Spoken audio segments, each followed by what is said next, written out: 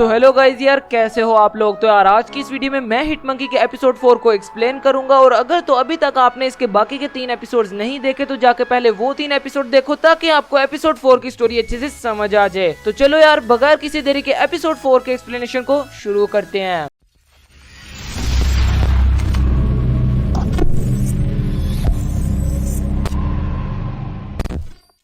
तो एपिसोड के स्टार्टिंग में हमें ब्राइस और वो हिटमंकी दिखाए जाते हैं जो कि पिछले एपिसोड में मिले एड्रेस पर अब पहुंच चुके होते हैं। और वहां पर पहुंचकर ब्राइस अपनी ही बातें कर रहा होता है, लेकिन वो मंकी उसकी बातों पर ध्यान नहीं देता और दीवार चढ़कर दूसरी तरफ जाने लगता है। लेकिन क्योंकि ये एक जेल होती है तो उसके ऊपर लगी तारों में करंट होता है, जिसको जैसे ही वो मंकी टच करता है तो उसको झटका लगता है और वो नीचे गिर जाता है। इसके बाद वो दोनों उसी जेल में जाते हुए एक ट्रक के नीचे लटक जाते हैं, जिससे कि वो उस जेल के अंदर पहुंच जाते हैं। लेकिन जब वो दोनों अंदर पहुंचते हैं तो वहां पर एक डॉगी होता है जो उन पर भौंकने लग जाता है। और फिर वो मंकी उस डॉगी को चुप कराने के लिए अपनी गन बाहर निकालता है, लेकिन उसके अंदर इतनी हिम्मत नहीं होती कि वो उस डॉगी पर शूट कर सके। और उतनी देर में वो डॉगी उस पर हमला कर देता है और उसके हाथ से उसकी गन भी छूट जाती है। और इससे पहले कि वो डॉगी कुछ और करता है वो फौरन से भागकर एक टनल के अंदर चला जाता है। इसके बाद वहां पर ब्राइस भी आ जाता है और वो उसको समझाता है कि तुम्हें उसको शूट कर देना चाहिए था, तुम इस तरह मत करो, तुम्हें सही से काम करना होगा। लेकिन वो मंकी उसकी बात पर बिल्कुल भी ध्यान नहीं देता। और तभी वो देखता है कि पास में एक माउस ट्रैप में एक चूहा फंसा होता है। तो वो मंकी उस माउस के पास जाता है और उसको छुड़ा देता है, लेकिन फिर वो माउस उसी के हाथ पर काटता है और वहां से चला जाता है। इसके बाद हमें ईटो दिखाया जाता है जो कि उस लेडी के पास बैठा होता है और वो लेडी उससे कुछ इन्फॉर्मेशन ले रही होती है इन्हीं क्राइम्स के बारे में, क्योंकि उसको लगता था कि ये सारे क्राइम्स एक मंकी कर रहा है। लेकिन वो लेडी भी उसकी बातों पर यकीन नहीं करती। और फिर जब वो बाहर आता तो हारुका उसको न्यूज़पेपर में उसी कसीनो में हुए हादसे की न्यूज दिखाती है और उसमें साफ साफ नजर आ रहा होता है कि उन डेड बॉडीज के पास उस मंकी के निशान नजर आ रहे होते हैं। तो हारुका उसे कहती है कि हमें इन सबको ये बात बतानी ही होगी कि ये सारा काम एक मंकी कर रहा है, लेकिन ईटो फिर भी उसकी बात नहीं मानता। इसके बाद हमें ब्राइस और वो मंकी दिखाए जाते हैं जो अब उस जगह से बाहर निकलने लगते हैं। लेकिन तभी वो मंकी कपड़े धोने वाली मशीन में फंस जाता है और वो मशीन घूमने लग जाती है। और जब वो मशीन रुकती है तो उस मंकी के कोट के बाजू भी फट जाते हैं। इसके बाद जब वो मंकी बाहर निकलता है तो बाहर उसके सामने 2 पुलिस वाले और वो डॉगी खड़ा होता है और वो पुलिस वाले उस मंकी को झटका देते हैं, जिससे कि वो वहां पर ही बेहोश हो जाता है। इसके बाद वो पुलिस वाले उस मंकी को अपने साथ ले जाकर एक केज में बंद कर देते हैं और वहां पर उनका जनरल भी आ जाता है और वो उस मंकी को एक झटके देने वाली स्टिक से झटके देता है। और वहां पर ब्राइस भी आ जाता है और वो वहां पर पड़ी सभी मशीन और कंप्यूटर्स को देखता है और कहता है कि हम बिल्कुल ठीक जगह पर आए हैं, यहाँ पर हमें उस इंसान का पता मिल जाएगा जिसको हम ढूंढना चाहते हैं। और तभी जनरल उस मंकी को एक और झटका देता है, लेकिन इस झटके के बाद उस मंकी को बहुत ज्यादा गुस्सा आ जाता है और वो उस केज को तोड़ देता है और वहां पर मौजूद सभी गार्ड्स को झटके देकर मार देता है। और वो उस जनरल को भी मारने लगता है, लेकिन वो जनरल उससे माफी मांगने लग जाता है, जिससे कि उस मंकी को उस पर रहम आ जाता है और वो उसको छोड़ देता है। इसके बाद वो दोनों उस मशीन के पास जाते हैं और उसमें वो उस आदमी का प्रिजन नंबर डालते हैं, जिससे कि उनको उस आदमी की शक्ल और उसकी लोकेशन दोनों मिल जाते हैं। लेकिन तभी वो जनरल कहते हैं कि तुम लोग उस जगह तक कभी नहीं पहुंच सकते जहां पर वो इंसान है, वो अंडरग्राउंड के एक सेल ब्लॉक में है जहां पर हम इस जेल के सबसे खतरनाक और बुरे मुजरिमों को रखते हैं और वो जगह 3 सालों से बंद पड़ी है। इसके बाद हमें अकीको दिखाई जाती है जो कि अपनी साइकिल पर जा रही होती है और तभी उसके पास एक वैन आती है और वो वैन उसको धक्का देती है, जिससे कि वो सड़क पर गिर जाती है, उसको काफी ज्यादा चोट लग जाती है। इसके बाद वो अपने अंकल के पास आती है और ये देखकर उसके अंकल उसे कहते हैं कि मैं डॉक्टर को बुलाता हूँ, लेकिन अकीको कहती है कि नहीं कोई जरूरत नहीं है। तो फिर उसके अंकल कहते हैं कि मैं पुलिस वालों को उस ड्राइवर के बारे में बताकर उसको अंदर करवा दूंगा, लेकिन अकीको उनको ये करने से भी मना कर देती है। तो फिर उसके अंकल उसे कहते हैं कि तुम्हें इस तरह के लोगों से बहुत ज्यादा खतरा है, मैं तुम्हारे घर के बाहर की सिक्योरिटी और भी ज्यादा टाइट करवा दूंगा। और ये कहकर वो वहां से चले जाते हैं। इसके बाद हमें ब्राइस और वो मंकी दिखाए जाते हैं जो कि उस लोकेशन पर पहुंच चुके होते हैं, लेकिन जैसा कि उस जनरल ने कहा था वो जगह 3 सालों से बंद है, वो उस जगह का दरवाजा नहीं खोल पाते। और तभी एक आदमी कुछ पार्सल्स लेकर वहां पर आ जाता है और उसके देखने से पहले वो मंकी छुप जाता है। और जब वो उस पार्सल को उस जगह तक पहुंचाकर वहां से पैसे लेकर जा रहा होता है तो वो मंकी उन्हीं पार्सल्स वाली जगह में घुस जाता है और उस रास्ते से होते हुए वो दोनों सीधा उस आदमी के पास पहुंच जाते हैं जिसको वो दोनों इतनी देर से ढूंढ रहे थे। इसके बाद वो आदमी उस मंकी का वेलकम करता है और कहता है कि मुझे पता था कि कोई ना कोई यहाँ पर आएगा, लेकिन एक मंकी आएगा ऐसा मैंने नहीं सोचा था। और फिर वो उसे कहता है कि मुझे पता है कि तुम यहाँ पर मुझे पकड़ने आए हो, लेकिन इससे पहले कि तुम मुझे पकड़ो हम तुम्हें मार देंगे, लेकिन क्योंकि तुम इतने बहादुर मंकी इतनी बहादुर से यहाँ पर आए हो तो हम तुम्हें खुद नहीं मारेंगे बल्कि तुम्हें एक लड़ाई में मरवाएंगे। इसके बाद वो उस जगह के चैंपियन को बुलाता है जिसका नाम होता है फैट कोबरा और उसको देखकर ब्राइस कहता है कि ये तो वही फैट कोबरा जिसको कि काफी सारे असैसिन मारने आए थे, लेकिन इसको कोई भी नहीं मार पाया था, उल्टा इसने उन सभी को मार दिया था। और ये सब बातें सुनकर वो मंकी बहुत ज्यादा डर जाता है, लेकिन फिर ब्राइस उसको हौसला देता है कि ऐसा कोई बात नहीं है, तुम इसको आराम से हरा दोगे। इसके बाद उन दोनों की आपस में एक बहुत ही जबरदस्त नेक्स्ट लेवल की फाइट होती है और फाइट में वो मंकी बहुत ज्यादा मार खाता है और वो एक पाइप के साथ लटक जाता है। और तभी ब्राइस उसे कहता है कि इस पानी वाले पाइप को तोड़ो, यही हमारी आखिरी उम्मीद है। और फिर जब वो मंकी उस पानी वाले पाइप को तोड़ता है तो उसमें से बहुत ज्यादा पानी निकलता है और क्योंकि उस फैट कोबरा के अंदर से एक अजीब सी बिजली निकल रही होती है तो जैसे ही उसके ऊपर वो पानी पड़ता है तो उसको एक जोरदार झटका लगता है, जिससे कि वो वहां पर ही बेहोश हो जाता है। इसके बाद वो आदमी उस मंकी को कहता है कि तुम हमारे नए चैंपियन, और वहाँ पर सभी लोग उस मंकी की तारीफ करने लग जाते हैं। लेकिन फिर वो आदमी उस फैट कोबरा को कहता है कि अब इसकी जगह तुम्हें मरना होगा, और ब्राइस भी उसे यही कहता है कि अगर तुम इसको अब नहीं मारोगे तो जब इसे मौका मिलेगा तो ये तुम्हें मार देगा। और सारे लोग वहाँ पर कह रहे होते हैं कि फैट कोबरा को मरना होगा, और ये देखकर वो मंकी अपना माइंड चेंज कर लेता है और वो फैट कोबरा को उठा लेता है और उसके साथ खड़ा हो जाता है। और ये देखकर वो आदमी कहता है कि अब तुम दोनों को ही मरना होगा, और तभी वो दोनों आपस में हाथ मिला लेते हैं। और फिर वो उस मंकी को उस आदमी के पास फेंकते हैं और वो मंकी सीधा जाकर उन आदमियों के सभी ड्रग्स को जला देते हैं, जिससे कि वहाँ पर हड़बड़ी मच जाती है और सभी आदमी इधर उधर भागने लग जाते हैं। और वो आदमी मौका देकर वहाँ से भागने लगता है, लेकिन तभी वो मंकी भी उसके पीछे चला जाता है और वहाँ पर जाकर वो आदमी फंस जाता है। और तभी वहाँ पर बाकी कैदी भी पहुंच जाते हैं और उस जगह को देखकर वो बहुत ज्यादा हैरान होते हैं। वो आदमी उनको कहता है कि ये मैंने हमारे लिए एक नई जगह बनाई है जहाँ पर हम आराम कर सकते हैं। लेकिन जब वो सभी उस आदमी की पिक्चर वहाँ पर देखते तो उनको पता चल जाता है कि ये जगह इस आदमी ने हमसे काफी देर से छुपा रखी है, और वो अकेला ही यहाँ पर आता है। और उनको उस आदमी पर बहुत ज्यादा गुस्सा आता है और वो उसको पकड़कर वहाँ पर ही मार देते हैं। इसके बाद ब्राइस और वो मंकी वहाँ से चले जाते हैं ताकि वो वहाँ से निकल सके। लेकिन तभी ऊपर एक धमाका होता है और पुलिस वाले भी उनको चारों तरफ से घेर लेते थे। लेकिन तभी उस मंकी के पास वही चूहा आता है जिसको उस मंकी ने बचाया होता है, और वो उस मंकी को कहता है कि मेरे साथ चलो। और जब वो लोग उस जगह पर पहुंच जाते हैं तो वो चूहा उस मंकी से उसके हाथ पर काटने के लिए माफी मांगता है और वो मंकी उसको माफ भी कर देता है। इसके बाद वो उसको एक रास्ता दिखाता है जहाँ से वो निकल सकता है और कहता है कि ये रास्ता इतना अच्छा तो नहीं है, लेकिन यही सिर्फ एक रास्ता है जहाँ से तुम बाहर निकल सकते हो। इसके बाद वो मंकी उस रास्ते से उस जगह से बाहर निकल जाता है। लेकिन तभी फैट कोबरा अपनी बिजली की ताकत की मदद से दीवार तोड़ देता है और वो और बाकी सारे कैदी वहाँ से भाग जाते हैं। इसके बाद वो और ब्राइस जाते हैं सीधा अकीको के घर पर, और वो अकीको को बाहर खड़े होकर देख रहा होता है। लेकिन तभी अकीको उसको देख लेती है और बहुत ज्यादा डर जाती है और उसको भगाने के लिए बाहर आती है। लेकिन जब वो देखती है कि ये वही मंकी होता है जिसने उसको उसके डैड यानी कि उस प्रेसिडेंट के फ्यूनरल पर उन आदमियों से बचाया था, तो वो उसे कहती है कि तुमने तो मुझे डरा ही दिया था, मुझे खुशी है कि तुम यहाँ पर आए, मैं तुम्हारा शुक्रिया अदा करना चाहती थी लेकिन उस वक्त मुझे टाइम ही नहीं मिला। इसके बाद वो उसको अपने पास बुलाती है और एक ऑरेंज खाने के लिए ऑफर करती है। लेकिन तभी उसको उस मंकी के पास से बहुत स्मेल आती है, तो अकीको की शक्ल देखकर वो मंकी फौरन से वहाँ से भाग जाता है। और ये देखकर ब्राइस अकीको को कहता है कि ये कभी कभार थोड़ा घबरा जाता है, लेकिन क्योंकि वो एक सोल है तो अकीको उसकी बात नहीं सुन पाती और वो भी उस मंकी के पीछे खींचे चला जाता है। और इसी के साथ एपिसोड 4 खत्म हो जाता है। तो बस यार यहीं पर होता है हिट मंकी के एपिसोड 4 का एक्सप्लेनेशन खत्म। आई होप कि आपको एक्सप्लेनेशन पसंद आया होगा, और यार अगर तो एक्सप्लेनेशन पसंद आया तो यार इस वीडियो को लाइक करना और चैनल पे नहीं हो तो सब्सक्राइब करना। मैं मिलूंगा आपसे किसी नेक्स्ट वीडियो में एक अच्छे से टॉपिक के साथ, तब तक के लिए